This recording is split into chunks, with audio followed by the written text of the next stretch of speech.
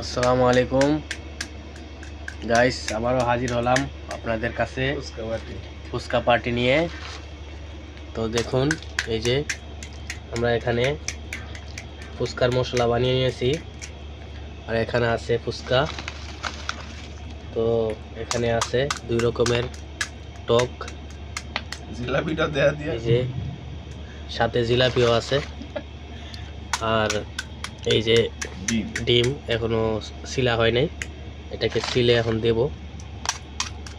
তো আপনাদেরকে আমি নতুন নতুন আপডেট দেই, আপনারা কিন্তু লাইক শেয়ার করেন না।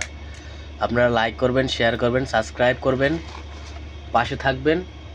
তো আমি উৎসাহ পেলে আপনাদের নতুন নতুন রেসিপি এবং নতুন নতুন ভিডিও আপলোড করার সাহস পাবো। তো সবাই হেল্প করবেন, পাশে থাকবেন। তো ভালো থাকবেন, সবাইকে দাওয়াত রইল ফুচকা পার্টি। তো আসসালামু আলাইকুম, আল্লাহ হাফেজ।